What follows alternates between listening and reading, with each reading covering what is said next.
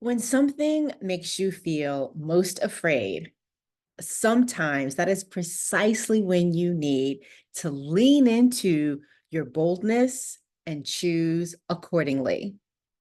Hello, hello, hello, and welcome to More Than Money, a podcast where we have nuanced conversations about money, business, and life, where we take the time to explore the human side of money because success with money is never just about the numbers. I'm your host, Jacquette Timmons, and I am really, really glad that you have joined me today. And whether this is your very first episode or one of many, thank you so much again for being here. And before we dive into today's episode, I just want to put it on your radar that it is almost time for our biannual pricing masterclass, Pricing Made Human. And this is a really great time, especially if you are a small business owner or entrepreneur, regardless of where you are on your journey, at the very beginning, in the middle, on the tail end of it. Maybe you're about to do a succession plan, if you will. The truth of the matter is that getting your pricing right and correct for you is a process, and it is never a one and done exercise. And while there isn't a general rule of thumb regarding when you should review your pricing, because it depends on a lot of factors like what is your market, what is it that you offer, who are your clients, your prospects, or your customers, who are your competitors, as well as economic factors that are completely out of your control, I am of the mindset that it should be done regularly. And if not quarterly, then twice a year is the next best thing. And June is right around the corner. Mid-year point, mid-year review, perfect time. And so our biannual pricing masterclass, Pricing Made Human, is designed to help you take a pause. And during that pause, to take a holistic look at how you approach your pricing. And for me, that means diving into 4 key relationships: the relationship that you have with money, with yourself, with your business, and with your people, your prospects, your clients, and your customers, all of which, by the way, play obvious and not so obvious roles in your pricing, because it sets the number, it influences, I should say, the number that you set and how you react to it, but it also influences how they react to that very same number. So to learn more and to join us, hopefully in June, go to jacquettetimmons.com/pricing dash masterclass. Again, jacquettetimmons.com/pricing dash masterclass. In the meantime, let's get into today's show. I am recording this about a week after returning from the NALP, National Association of Law Placement, NALP, annual education conference in Boston. Whew.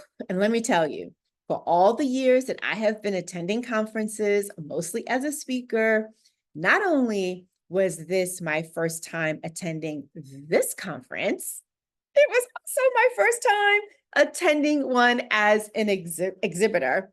And oh my God, what an exhilarating experience. I'm so excited and I cannot wait to tell you more. But I need to start with, it is an exhilarating experience that almost didn't happen. Here's why. When the invitation to attend was extended to me, there was no doubt in my mind that this was an incredible opportunity, in part because the majority of my speaking engagements, as you may or may not know, are for law firms.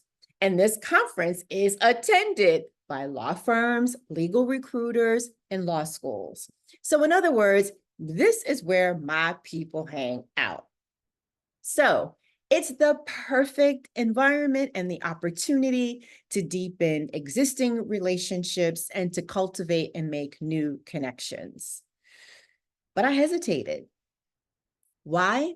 Because the invitation was extended just 3 weeks before I would need to hop on a flight.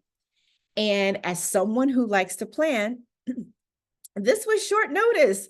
And this short notice kicked up all of my financial insecurities and fears, prompting questions that you likely ask yourself as well from time to time. And one question is, can I really afford this right now? That was my question. Can I really afford to do this right now? And it's not that I didn't have the money, but I am a planner and I feel more comfortable, excuse me, when I've had more time to prepare for large expenditures.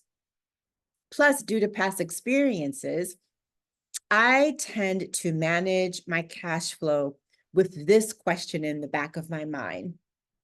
What if I don't get a new client this month, or maybe even next month? So as a result, I always endeavor to protect my cash reserves because I remember very clearly, even though it's been some time, it still feels as if it's very present. I remember those years when I did not do that. And, because it was tax season and it's tax time, along with other obligations, the usual ebbs and flows of money, and the ever present nature of uncertainty in any business, I was initially afraid to spend this money because it was unplanned money in order to pursue this opportunity. Thankfully, I didn't succumb to this fear. One of the many reasons I believe that I am so effective and good at what I do is because I don't approach my work as if I am perched on some pedestal.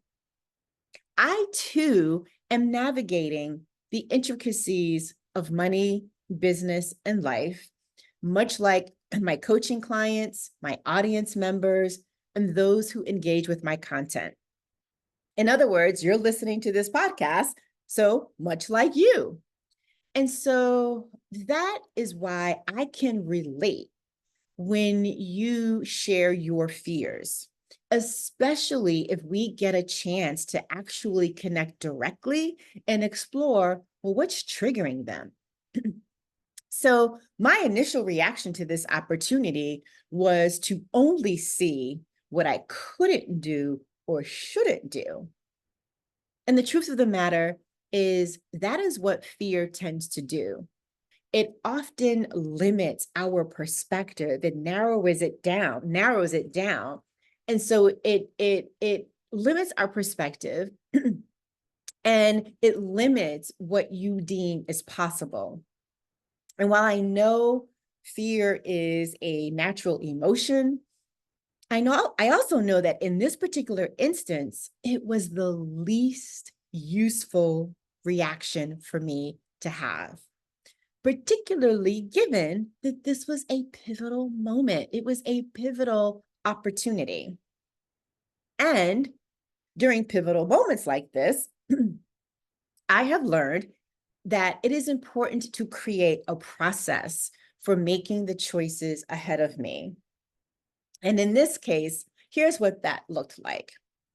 First was being resourceful, and I would also say parenthetically, lucky.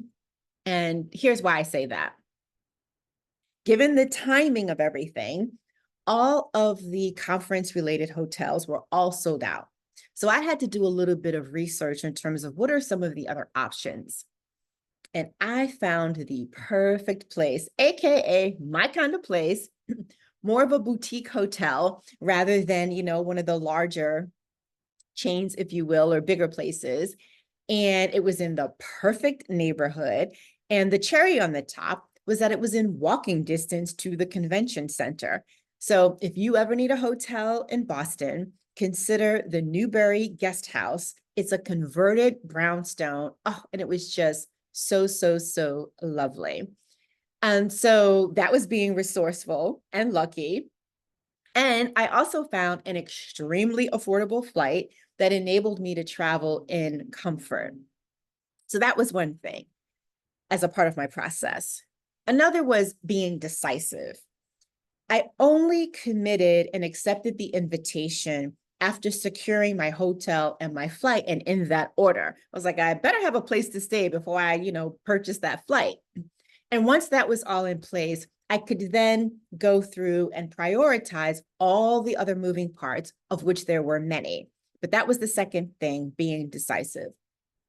The third was being creative. And given the short lead time, I opted not to have traditional branded swag in my booth, like bags or coffee mugs or other tchotchkes. Instead, I created a 5-part audio series that was designed exclusively for conference attendees. And it was designed to give them a look into how do I, Jacquette Timmons, address the intersection of money, business, and life through a cultural lens. And so people who stopped by my booth could scan the QR code, download the private podcast, and they had a poster board of all of that, along with a copy and a poster board of my book. And those 3 items, if you will, that was what was available in my booth. Simple, yet elegant, and they were a hit. I'm so glad I did that. And then the fourth thing was being intentional. So, as I said, this is the very first time that I ever had the opportunity to be an exhibitor at a conference. But I also wanted to experience some of the sessions. And so I split my time between being in my booth and sitting in on sessions.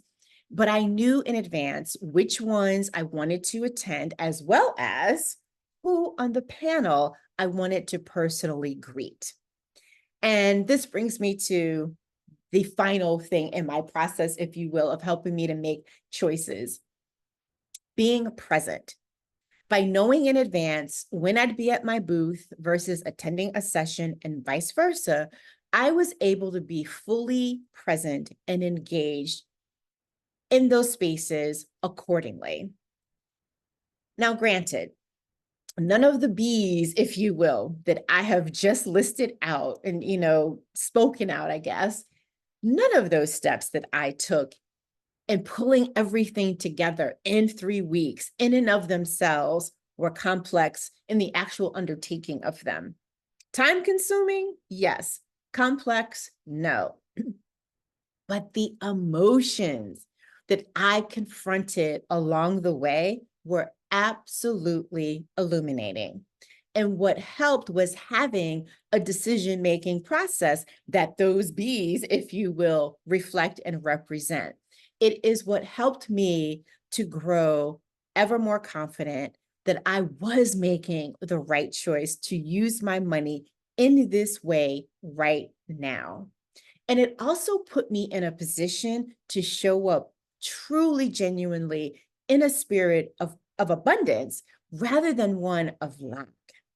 And I share this because sometimes fear shows up to act as a guardrail to prevent you and me from doing something foolish and or unhelpful. Other times, it shows up as an invitation to embrace a new opportunity, to confront your fears and what triggers them head on, and to tap into your creativity. In the process, you get this beautiful chance to experience a power that comes from daring to be bold, bold about your abilities, about your confidence, about your conviction. And in short, it gives your boldness a chance to shine. Had I left my fears unchecked and acted solely based upon it, I would have missed out on an absolutely incredible opportunity, one that enabled me to experience several delightful moments and truly filled my heart with joy. And if you want to hear about all of that, well, actually, you'd have to read about all of that because I wrote about it on LinkedIn and on Instagram. So just go to my feed, and once you see a picture of a brownstone, you will know that that is in reference to my experience at NALP in Boston. But I was reminded of something that you too may need to be reminded of. When something makes you feel most afraid, sometimes that is precisely when you need to lean into your boldness and choose accordingly. Now, I've shared the time when I chose boldness over fear, and it turned out to be the better choice for me. When was the last time for you?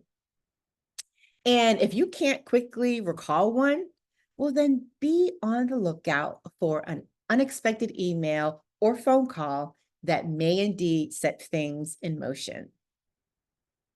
But that is it for today, folks. Thank you, as always, for tuning in and listening all the way until this point. If you'd like to show appreciation for this podcast or maybe even this particular episode, please share it with folks so that we can reach more people than we ever could on our own. And if you happen to be listening on Apple Podcasts, please take a moment to leave a rating and a review. One, we do read them, but two, it does indeed help us with the algorithm over there. And if you happen to be joining us on YouTube, thank you for doing that. We are beginning to gain some traction, and I really appreciate that. And finally, if you'd like to buy me a coffee, here's how you can do that. Go to buymeacoffee.com forward Jaquette. Pardon me. Again, let's try that one more time. Buymeacoffee.com /Jaquette. I will be back with another episode. I hope you will too. Until then, remember, it's about more than money.